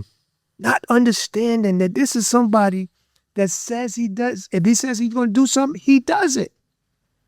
And then he delivers every time more than what he said he's going to deliver. That is like gold Yeah. in this business. Gold. There's very few people that you're probably going to meet, you know, especially in the world that is so consumed with what can I get? You know, what can I get? What are you going to do for me? Yeah. As opposed to what can I do for you? Will is what can I do for you? And what people don't know is that Will is a diehard team player. And when he creates his team, we already know he's Michael Jordan. But he's going to get the right pieces around him. And if you're not down with doing the work to make it better, like he says, you know, people they fire themselves. Yep. You know, I love Will. I love Will. And whatever Will says he's gonna do, I'm like, yo, let's do it. Yeah. Go. I love that. Because he's gonna be like, let's do it. And I'm that kind of guy. I've been around way too many people that they be like, oh, I want to do, and I want to do this, and I want to do this. And I'm like, I'm the let's go and do it. Right. I'm that guy. You know, from a young age, you know, I got into a lot of trouble, you know, in the streets because somebody will come up with an idea and you completely stupid, completely ridiculous idea. And I'd be like, yeah, let's do it. Let's do it. I'm that guy. I'm that guy because, you know, I never had anyone on my side to be like, Yanko, what do you want to do? Let's do it. So I always give that. If somebody says, yo, I want to do this, I'd be like, okay, let's do it. What does it take? Let's do it. And then when I found Will, forget it. Will was like, I'm doing this. And then he over-delivers, and it's factual, evidence, proof, everything. And I'm like, oh, this guy, he's about it. He does it. Out about it, baby. There is no, oh, I maybe, or let me think about it. And another thing that people don't know about Will, this is the best part. Something won't go his way, and then he'll know how to pivot. He'll be like, all right, we can't do that, but we're going to do this. And he'll just pivot. And I'd be like, he figures Is it that on out. the flyers that All the time, on the fly, figures it out. Yeah. I don't see problems. I only see solutions. I always said, you know, thank you guys. I love when he does that. I just, for me, it's, I always told you, and I'll say it again, it's being who I needed when I was younger. I had to be that for them. Yeah. And it's that inner child in me. And it's just like, nah, man, you got to give these guys what they came here for. You got to give them more. I love this stuff, Vinny. I think you know that. I think the world knows it. And this is my life. Yeah. You know, I don't just talk the talk. I walk the walk, man. And any actor who's ever worked with me can tell you two things. Whether they're with this company or not, they'll tell you he's nuts. And Will says he's going to do it. Whether I like him, hate him, he is going to do it, and going to do it yesterday. And it's going to get done. I got into a meeting with Peacock. I shouldn't even been in that meeting. They denied the film. I went all the way to the highest level of NBC. They were even, how did you get here? Who's represented? I swear to God. Vinny, I'm not even lying to you. I'll show you the email. And they were like, who's representing? I'm representing me, La Salle Productions Incorporated. And they were just like, how are you pitching directly to us? They denied it. But you know what? Same thing with Warner Brothers. Warner Brothers just got taken over by Paramount. I had my meeting with them. Is it going to happen? No. Same thing we just spoke about with the New York Post. Reaching out to the CFO. I'm in places I shouldn't even be. I'm a guy from the Bronx who grew up in public housing with a father who was a heroin addict who had nothing, Vinny, but a dream. It's all it is. Yeah, nothing to lose. And they believe. Yeah, well, when a man has nothing to lose and his back is up against the wall, it's a dangerous man. Yeah. So it just for me, it's just ferocity. It's just I am manically unwell in the sense of just being I think you're doing just fine. just being the greatest independent filmmaker in the world. I mean, people think when I say that stuff, it's just narcissism. It's the truth. I live and breathe this business.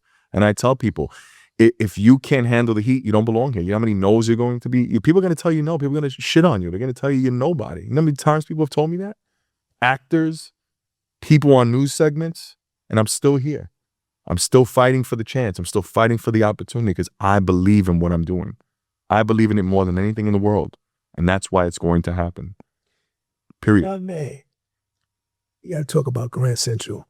Go ahead. Tom. You got to talk about Grand Central because we were in Grand Central Station, guerrilla, what they call it? Guerrilla style shooter. Guerrilla style shooter. Yeah, grill marketing company. Okay, Yeah. so action, we start shooting. So you can see the security is like looking and they want to say something, but they're waiting for their supervisor. So the supervisor comes up while we're taping and stop the tape. You're not supposed to be here. He says, no, yes, we are. He says, no, you're not. It says, yes, we are. We are allowed, and he gave some, I forget what he said, but then the supervisor, he said something.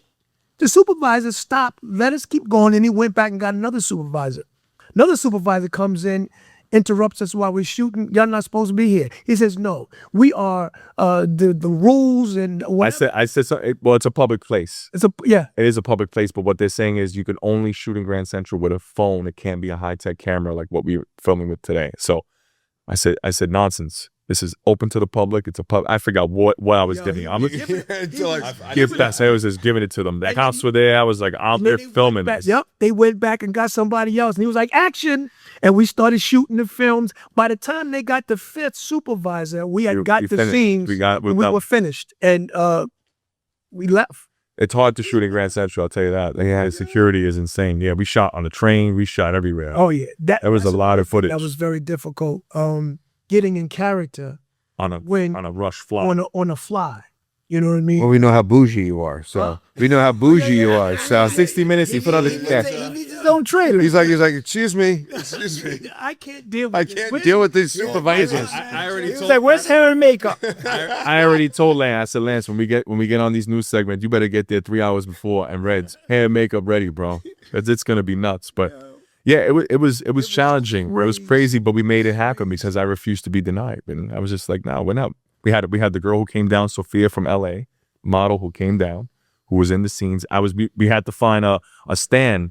I was like, I don't know how we're gonna find a hot dog stand in the middle of New York City who's gonna let us film there. The guy was nice enough to let us film there. I have written it in the script. Didn't even know how it was gonna happen. Everything you've seen in my movies, I just write on the script. And it's just like, how is he gonna get a church? How is he gonna get a bodega? How is this guy shooting on a jet? How is he shooting on a boat? What is this?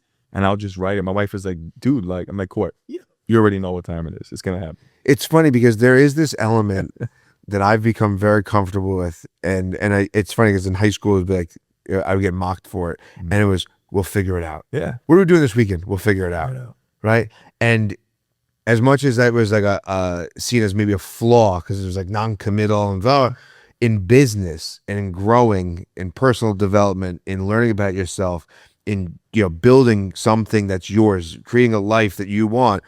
That's the only answer you have because you don't know anything.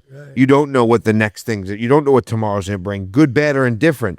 You don't know when moment you're going to be, I've had those moments like, I'm like, oh, this is the part where people quit. Right. I totally get it. This is the part where people fucking quit. I'm not going to, but shit, I get it. I get it. We not to interject. No. So we were filming, we filmed a lot of the war scenes in Brooklyn. We filmed in Fort Tilden, Fort Totten, Floyd Benefield. Yanko could tell you, we had a park ranger come up to us. I said, everyone cut. He comes, I'll deal with him. No one talked to him. I went up to him. The neighborhood, they were complaining, were walking their dogs. You saw the shot with sand and all this stuff. It was like a whole staircase with like wasps. Remember that? It was hot. And just the amount of like obstacles that we dealt with. We had cops on it. We that was just one incident. Then the incident in Grand Central, then the incident when he was on the bench. And the guys were beating him up. They thought it was people called the cops. The real cops showed up. The cops showed up to the scene. I can't tell you how many. This film was I had more interaction with the cops in this film than Graves. It was crazy. Like this was like people were like outraged with the public, but that's what we wanted to do. We achieved that because when people saw it, they were outraged. I wanted people to do that. I was like, good. I drove. It's working. It's working. It's working. The master vision is working. It's all coming together. I understood what it took. Yeah. You see the end result. Yeah, they'll never understand. But when you understand what it took to get these shots, and as actors, what it took to be ready at the drop of a dime, that is the kind of work that you can't get in the studios. Yeah. And the next time you're at a film and you know how to deal with it, you know how to handle it. Yeah, you're working under constant pressure. Because you're working Anxiety. under pressure. And you got to remember your lines. Oh, forget it. If it was me, you could figure it out. Like me, when they're getting ready to come and you action, and you got to remember your lines. You got to be emotionally there. I think Vinny needs to experience it one day and come to set and be like, I think Vinny's gonna be like, Will's on it. We thought Will was crazy. Like he's really out of it. No, I don't think I will. I'll be like, I want in. Bring me in. Bring me into the crazy. Like, all right, the cops are leaving. Action. Yeah, I get it. And you got to do it. You got to do it. You got to get the shot. I used to tell the old cinematographers, I don't care if you die, you're getting that shot. Yep. I'm never going to ask you to risk your life if I'm not willing to do it. Bianca would tell you, I've even told him, give me the camera. You don't want to risk your life? Hang out the car. Hang out the car. And he was driving the car. Yes, sir. Just to get a 3-second shot that's in the trailer. In the highway. Oh, you're talking about shooting for 3 hours. I mean, shutting down the Cross Bronx Expressway. That's how crazy I am. Like, that's what it is. It's the truth. People think I exaggerate. I do exaggerate, but It's the truth. Don't The lie. I don't lie. Doesn't lie. The actors can tell you, like, Will's gonna make it. I'm gonna make the actor do it. The cinematographer do it. I'm not gonna ask you to do something I'm not willing to do. And we shot graves. I mean, the car scene, the chase scenes, it was insane. And I think as a viewer of this, you don't see the work. You kind of take it for granted. You know what it is for me? I'll never ever be satisfied. I'll be honest with you. I'm gonna make these 10 films in 10 years. I'm gonna make my documentary, and I'm still gonna feel like it's not enough. Because I still feel like that now. Like everyone's like, "Oh, you're so successful." I'm like, "How?" I don't see any of it. I'm still working. I'm still sending emails. Yeah. I don't see it because I'm in it. I had this conversation too, and it's always the case. Inside the jar, you don't see. I don't see anything. People are like, "Will, I'm not gonna see it." Even when we're on these Fox networks promoting this film, to me, it's like, what's next? Yeah. How can I revolutionize film again? How can I bring the next film? How can I shock the world? I don't know. It's a high. I can't explain. It's a high. It's a high being on the news networks. It's a rush. Like you talk about theater. That's how I feel when I'm on a news network. That's how I feel about podcasting. Yeah, my wife is like, you go on there, you're so well spoken. I said, quite, because it's a rush. I'm not even myself. No, I told I'm gone. I'm omnipresent to myself. What you see on those networks is not Will. That's La Salle. Yeah. That's my alter ego. When that guy goes on TV, he's a whole different guy. And Rob can tell you that because he's been on TV with me. I zone out. Like I'll say, Rob, I'll say, Rob, look, take out the ums, you knows, likes, all that shit out. And when we go on set, I don't know you. Like we're together, but I'm locked in. I don't know what they're gonna ask, so I gotta be ready. He's like, all right, Will. And I'll just start in my own zone because it's just, and then when they action, all right, relax. Then it's just like, I can't explain it. It's like I know. morph into a different guy. I understand it completely. And my wife sees it because she's like, that's not my husband. I'm like, it's not. It's just that. That's my alter ego. You're absolutely right. I remember when I was in the radio at VAB, and you have to pot up the microphone and stuff. And every break, before the break, I'd sit there, and right as it the song would end, and you have to hit the 102.3 WBAB long. Right before I had to hit the microphone button, pot it up, I would feel this. I couldn't talk. It was just like this. Yeah. Like the adrenaline almost like took over. Yeah. But the second that mic got hit and pot up, right into it. Yeah, it's me. You're gonna see it whenever you go on a lot. You're gonna see it. You're It's like, so weird. I switch. It's like I go from talkative Will to you. I don't talk to you. It's like, dude, what? Don't take it. I morph. I just morph into, and I'm like, all right, Will, how do you? And Rob was like, dude, he was like, yo, that adrenaline when he got on there with Rosanna Scott. He said, Will, I've never felt anything like it. He goes, I've been in the entertainment business. The adrenaline. He goes, it's even if it's for 5 minutes, it's just a rush. It's just the cameras are on you. You're dialed in. Because once you open your mouth, you tell the world who you are. First of all, when they see you, they're gonna judge you based on what you look like. So you're talking to millions of viewers who are watching you speak.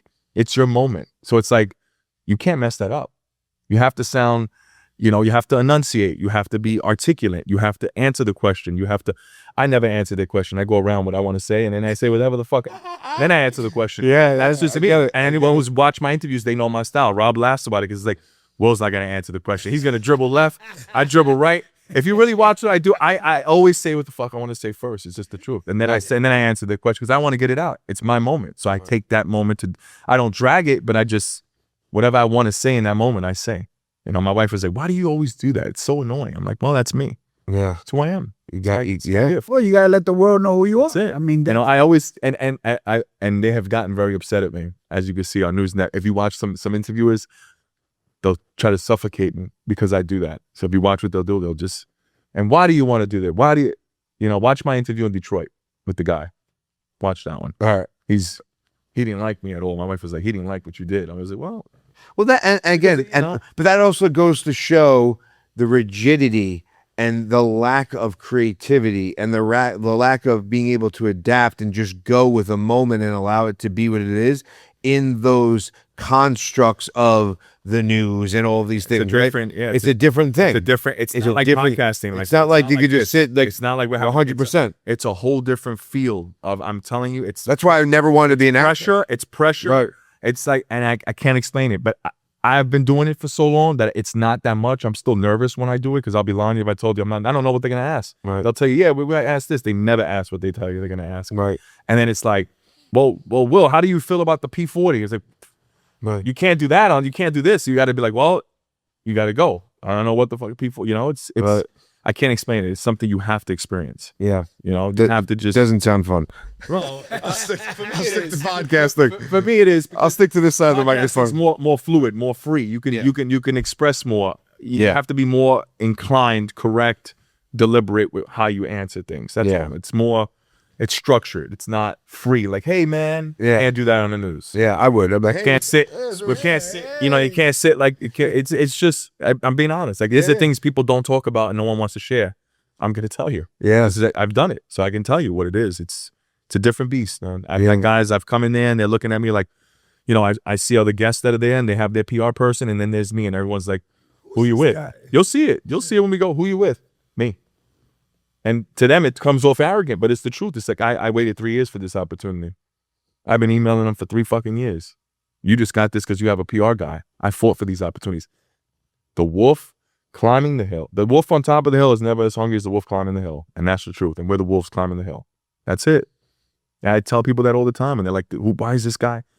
I look at you, you're competition. If you're sitting next to me and you're my I'm very competitive in that sense. My wife is like, Will, like, they're my mortal enemy. I'm coming for you. Like, you are not going to outshine me. You're not going to do it. We are coming. That's it. You tap into a different version. I'm going to tell you, it's a whole different person. It's like, all right, guys, listen, they think they're better than us. Let's go. It's I get it in that jiu-jitsu tournament mentality. I referenced earlier with my kids. My wife was there too. And I was in the last match for gold, and I had 16th century battle music on in my headphones. And I'm pacing back and forth. And I just hear, right? Yeah. And I'm pacing. I'm just looking at the guy. I don't even realize I'm doing this. I win the match, all good, whatever. And my wife goes, you look like a lion in a cage, just pacing, and you're staring at him. She's like, you look crazy. Like, you legitimately, I didn't even know I was doing it. I just had it on and I was just looking. And I'm going back and forth, staring at the guy. She goes, you looked crazy. You look like a lion in a cage of the zoo, just pacing. Like my wife was just pacing. That's funny. Just pacing. I was like, I didn't even realize I was doing that. Yeah, because you're in the zone. I turned off this version of me, and I channeled and tapped into that version of me, who I needed to be in that moment. And that version is important to always have. Absolutely. I was talking about it with someone today. Yeah. As we get older, we tend to leave that behind. Mm-hmm. But I know the value of that animalistic instinct. Yes. You know, I had it in sports. Mm-hmm. So I believe when you train, I'm that no-nonsense guy. Not because I'm trying to be mean, but because I'm trying to keep that edge. Sure. And that's that edge I'm talking about. Yeah. When you want to eat somebody alive and knock their head off. Yeah. You know, because I'm competing against you. Yeah. That you need to keep. Yeah. Because that's your edge. Yeah. I was talking about that with actually someone today. Yes.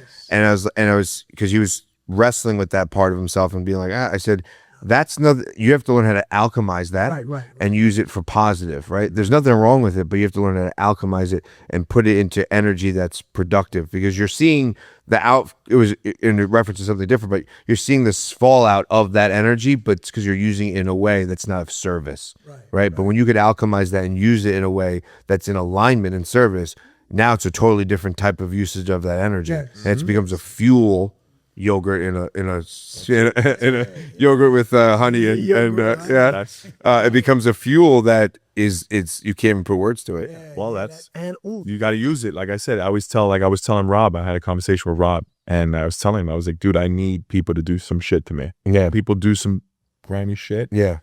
It fuels me. Yeah. It just ignites me. Yeah, that little chip is good. Oh, when an actor does something, or something doesn't, I'm like, all right, cool. He doesn't believe. Now I got to show him. Now I got to punish him. Yeah. By watching my success, it becomes manic. Yeah. It's like, all right, good. I always do that. Yeah. It's my wife is like, I get it. That little chip is good. It's just what it is. That little chip. You all need it. You need it. You got to turn the negative into a positive. Yeah. You know, and use it as fuel. Every brick they throw at you, build your staircase and rise up. I love it. I love it. Guys, this has been awesome. I really appreciate you all coming. Appreciate Little Man hanging out. This has been fantastic. I get it. I love it. When's the film coming out? When can people capture it? When can people see it? Where can they follow along on the journey? And, all that good stuff. So the film is going to debut on Fox Soul. We're aiming for a May 11th, a release date. We're still waiting for Fox to give us the final date, but that's the expected date of delivery to their streaming service. It's going to debut there first. Then it'll be on Prime, Tubi, and other networks that are going to pick it up. We're still trying to push Peacock, even though they denied us, we're still going to try to push it. But, you know, rejection is redirection, and we continue to push forward. Amen. And where can people connect with you guys individually and all that good stuff? Well, you can catch me on LancelotTheobald.com, LancelotTheobald.com. I'm also on Facebook at Lancelot Theobald, and on Instagram, Absolute Fusion Fitness. Amazing. And for me, it's just Instagram, actor Yanko Valentin. Simple. Yeah, very I love it. I love it. Guys, thank you so much. This has been awesome. I appreciate it. The film was awesome.